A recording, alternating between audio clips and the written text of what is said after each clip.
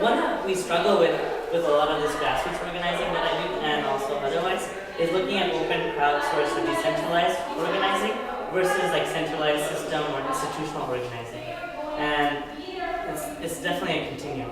And I think for whatever you're working on, you want to balance somewhere on that continuum that works for you. So don't keep it super institutionalized, because then people don't see authentic things. So like if you do set up a profile for your nonprofit or business and you have on Facebook the name of the company and it's not you, people can see through that right away that you're sending status updates and there's no really feeling.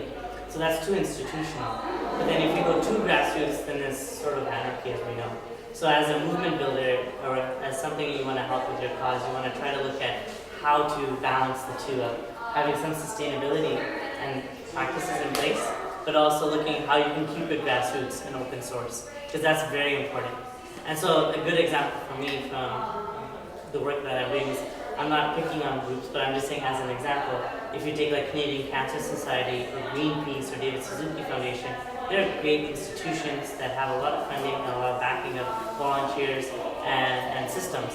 At the same time, they're finding, and I shouldn't say this blanketly, but comparatively to Avaaz or 350.org or other people-based groups, finding challenges around going global people powers, right? So the point is to look at that balance and say, how do we merge the two and go more open source? I love, this is my third thing, testing and piloting. So, the point is you can do strategy and make great plans, and then at the same time, sometimes it's better to do testing and piloting. So again, it's the continuum, and depending where you are in your organization or you as a person, you want to pilot as much as you can. And the beauty of Twitter is you can just keep sending out tweets, and then some will get retweeted and some won't. So you know what works and what doesn't work. So that's the same for your blog and your other things that you use on social media, is to really pilot things out. And of course you want to keep some strategy so it's not just random, but the point is to balance those out. The last one is really important, and I think it's something that we do but we don't do strategically, is tracking our success and documenting it, right? So for instance, this event, it's good to have a photographer, it's good to have somebody who does video, and it's good to have somebody who's dedicated on Twitter. And I think having champions like that help keep that movement online for a long time. Whereas it's nice to have dialogues on things, but I think for us, as people who like to do movements or organizing, or people who want to do more of that, it's really good to document that stuff, right? So whether it's through story, which is using YouTube, Flickr, Facebook, Twitter, or some sort of means of documenting, right? And of course, we don't really all like minutes anymore, right? We have minute takers, and it's really difficult to go through minutes unless they're color-coded in actions. So that's why we have those graphic storytellers. So I was going to show that one of our talk just because it's relevant, but and we've seen them all. But for us, I talked a lot about my one group movement, but it's always good to see the perspective of somebody else when they do it through a photo. So like, I'll turn this around, but the point is we had a Northern Voice talk, and it was three of us, myself, doing Canadians for Obama, Harper did, our friend who started Open Media, and he did, basically his big success for now that I see for movement building is getting 500,000 people in a span of just 2-3 months to do the Stop the Meter campaign, which is to stop usage-based billing. And then Jamie, my really good friend who did Lead Now, we coordinated a progressive coalition prior to that, where we got 40,000 signatures. So we said, well, why don't we take that into something that's not a coalition, but about how do we really want leaders, right, in our country, and we really want champions. So we formed Lead Now, and we set up a platform online. So this person had documented, and I had no idea. So this is the beauty of having documentation, and then you can see what they covered. And my favorite part from my talk, which I didn't think people would pick up on, was the Canadians for Obama, and then Harper did, and then I said that I hashtag poop in some of my tweets, and it started trending. Not just Vancouver, but then it started trending Canada. So that was really cool to see poop. And it's really funny because it's one of those things where you can get any kind of audience behind the word poop. And then like trending poop is pretty funny, right? So we were trying to say that Harper is poop and what he's doing is poop, right? So shit. So it was like a good polite way to say that, and the media loved that, right? So then somebody just wrote that out, but I didn't say it in those many words, but they just said it. But each of us did something like that. So of course, documenting your success through channels like this, getting a graphic storyteller, there's a lot on the market now, and they do great work, is to find these people and help, if you are having a meeting or an event, to have somebody like this documented in a one page, because it really does like showcase what you're doing. And also, you combo your storytelling with analytics, right? So people talk about that, but I think each of us has to learn both of these arts, the storytelling and analytics. So I love tracking everything, whether it's by MailChimp, I send out a VVan City listing of cool events around town, and I track everyone on MailChimp, who opens, how many times they open, and what they click, and that drives the next newsletter I make. So the first newsletter would have the top 3 events in Vancouver to hit. So for instance, last week it was a slut walk, and there's a bum grab, and there was something else. So I put it out, and then I track this week who's opened what and how many times. So then I know. And I found I started putting coming up events, and I was like, this is just way too much information. That's the boring old newsletter where you like a whole scroll down. But people were still clicking through. So what we do is put photos on the first ones of the events of the slides, and then later events we just put like the name of the event and then click. And people still click through, so that's why we keep it. And then in our opening paragraph, we didn't really write much, but now I'm writing a link in there, and people click on that link, for instance. Right? So I wouldn't know any of this unless I tracked it, and I kept it real time. So every week I track things like that, and same with my websites with Google Analytics. Same with my YouTube, like you do insights on YouTube. I'll just pop that open. But like, our friends organized during the Olympics, Imagine One Day, they had on Robson Street. I don't know if anyone, did anyone participate? It was on Robson Street, and it was a dance. And it was on Robson, and it had about 2,000 people in the flash mob. It was crazy, and it really well. Exactly. So I got my friend up on a second floor to take a video, and then I uploaded that video. And that's like at 200,000 hits, that video. So it's really cool to see that now I have data, and I actually drive people from that video to some links. Like I have Pivot, and I have like things that I believe in. So it's like driving those traffic to your things, because it's related, because it was a non-profit that organized that.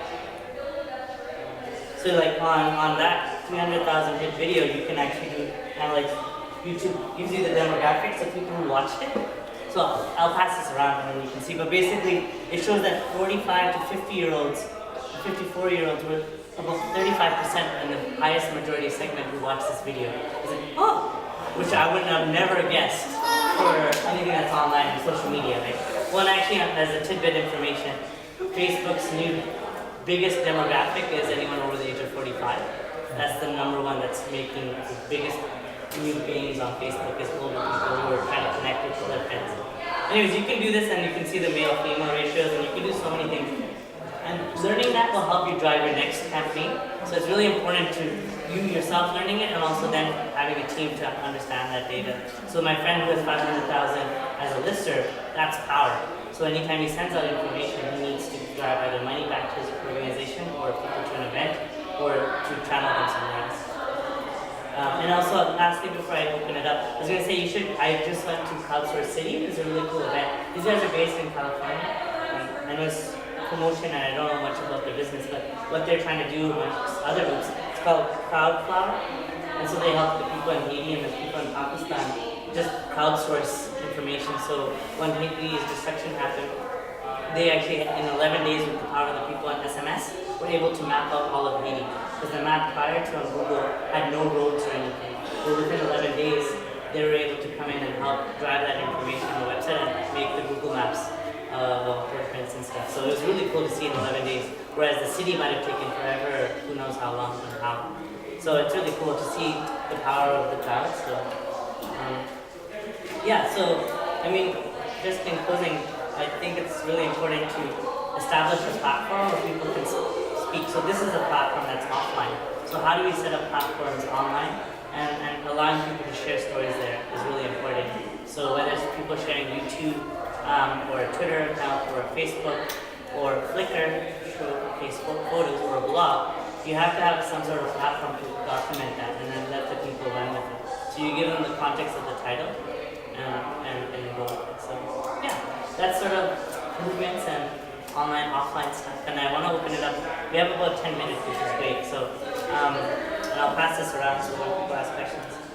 I don't know what people want to look at. Well, yeah, sorry. Rosina.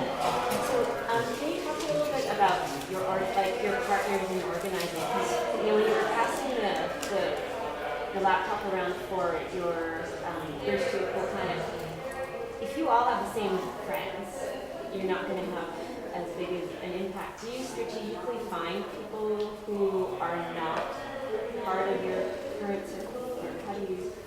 Well, the beauty of all these tools, especially Twitter, is that they find you, right? So when you send out information and it's relevant to them, they come on. And unfortunately, I say this in a funny way. Canucks, right? Is really popular right now, and I used to watch hockey, but not as much now. But I leverage that hashtag Canucks. So I tweet out like social justice or equal justice issues, and then I would sometimes say, hey, Canucks fans, what do you think?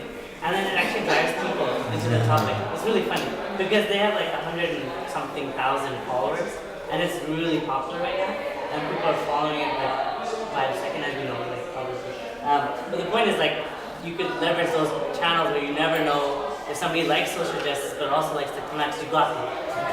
Right? So how about women in hockey? What do you guys think, Canucks? And you can do stuff like that, you can just do funny things like that. So of course you don't want to just write something about like it's not what's happening, hashtag Canucks, so that doesn't make sense.